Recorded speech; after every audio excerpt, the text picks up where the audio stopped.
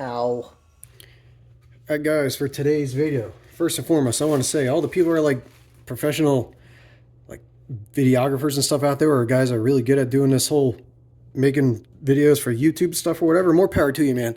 Just getting these cameras and all this shit set up is it's kind of a pain in the ass, especially when I got a broken tripod and whatnot. So anyone wants to send me a good tripod, hit me up.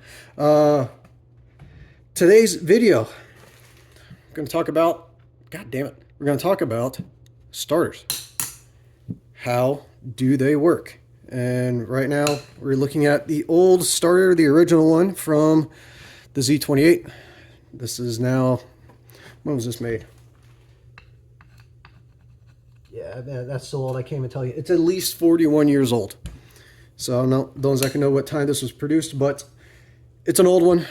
It's a big one and it's a heavy one. So starters all pretty much work the same way. They have progressed, kind of made things smaller, more compact as technology progresses. That's usually the way it goes. But the starter for your car, it is obviously the thing that gets your car started. They name them so well.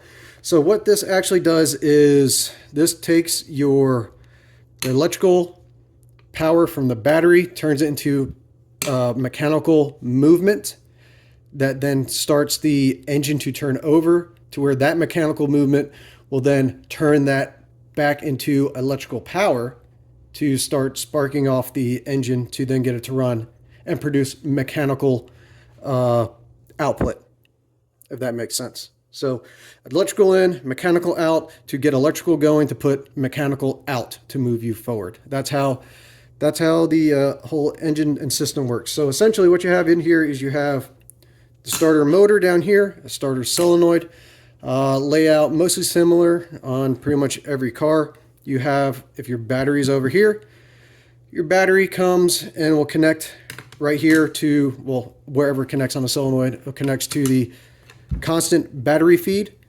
That'll be one line that goes through here, and then you'll have another line, another cable that comes in that is a switched power feed, and that goes from your, well, you'll have your fuse box, you'll have a starter fuse. That starter fuse goes to the ignition switch. The ignition switch then will be momentary to when you turn the key forward to the start position. That'll then send the power from there to connect here to the other point of the solenoid. Okay, so what that is doing is that you have the solenoid is essentially like another secondary switch, and solenoids are used when something that is a higher draw needs to be switched at like kind of a lower usage. Which that means is that inside here to starter there's a starter motor. It takes a high amount of amperage and stuff to run. In theory, you could run that battery power straight to the starter itself and eliminate the solenoid, but it would take a lot more draw directly from the battery, and you'd have a lot higher, a lot thicker gauge battery cables to run here, a lot more heat that would be put off by it to run it straight here. So you have a secondary solenoid in between the way to act as another switch. Okay, so now when you go and you go to start the car up, you turn the key forward. What happens in here is it sends a signal. That sends the signal to flow the rest of the power through here, and then this is like an electromagnet. And what it does is it starts to build up power inside here, and there's a plunger that moves back and forth in here. And as the power that goes in there, the plunger moves to where there is a plate on the one end, to where the power in from the battery goes to the power out to the starter through out the solenoid, and it moves a plate over so that a plate contacts both at one point in time, and now there's a direct feed from the battery to the starter. But what this did is it picked up the extra slack and that initial amperage hit to get the starter to start spinning. So as the key turns, as you turn the key, it sends the signal here. This electromagnet energizes, moves the plunger over in this way. The plate goes across these two big contacts and forms a complete circuit. Now the ground for this is it attaches to the engine.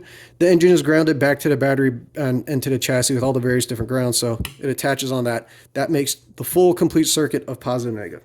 Okay, so now once this plunger is moving over here, making contact, there's also a secondary thing that happens, and there's a linkage between this end of the solenoid and the impeller here that will pop out to engage the flywheel or the flex plate. Now, flywheel is used interchangeably.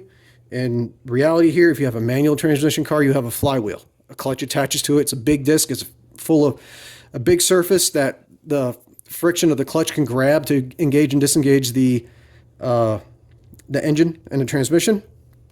If you have an automatic, you have a flex plate.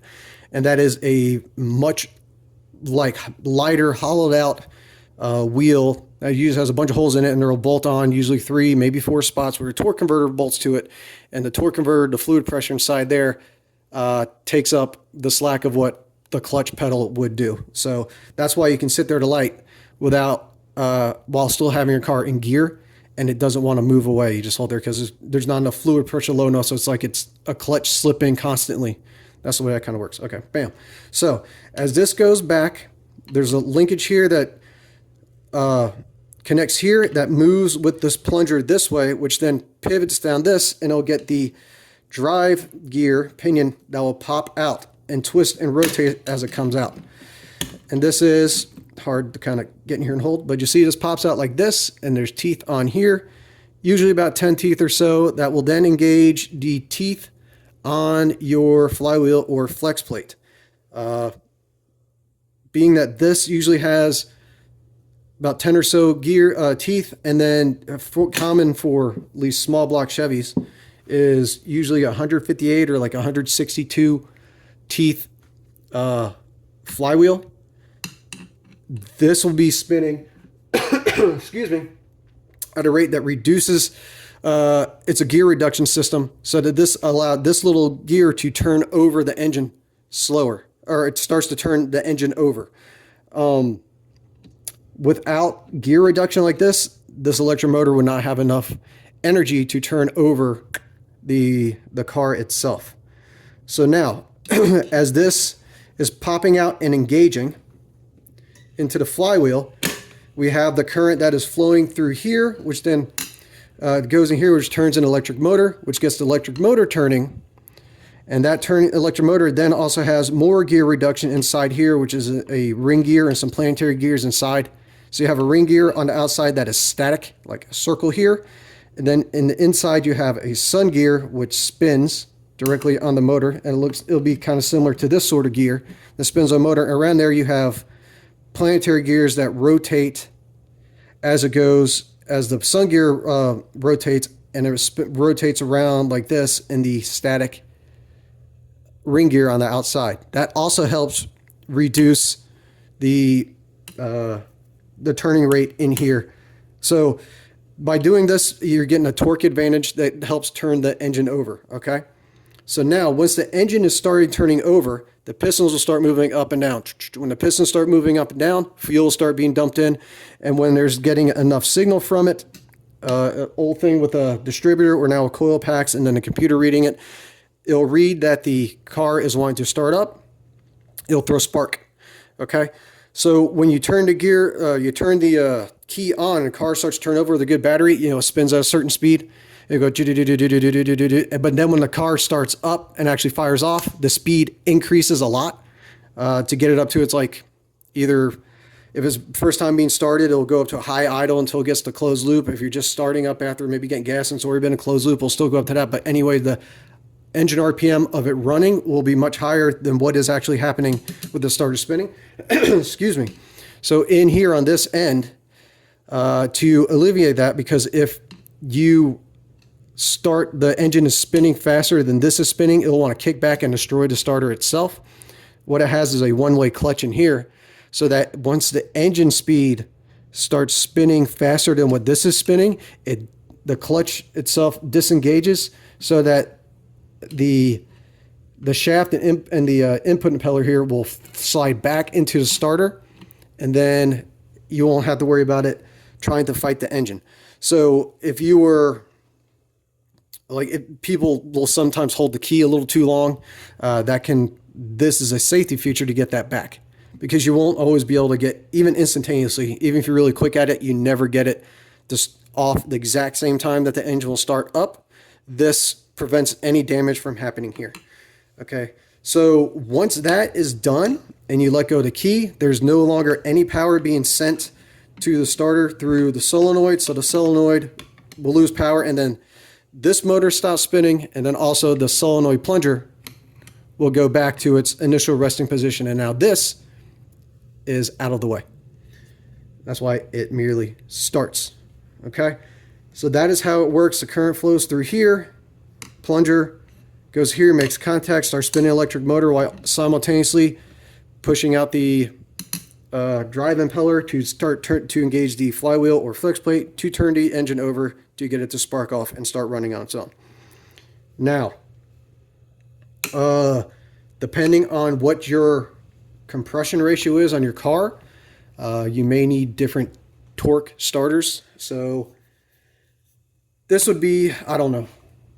I don't even know what it is off the top of my hand, but I would guess that probably that 305, the L69, in the Z28, or maybe even in the L98, I don't know what the compression ratio is no more than 10. It's probably like 9.5 to maybe 10-ish compression ratio. If you run like a racing engine, you run out alcohol or something like that, or a much higher octane fuel, or even a really modified street engine to where you have like a compression ratio up there around like 11-to-1, 12-to-1, 13-to-1, for whatever reason. And what that means, compression ratio, is you have your cylinder head, you have your piston that comes up here. Why is that?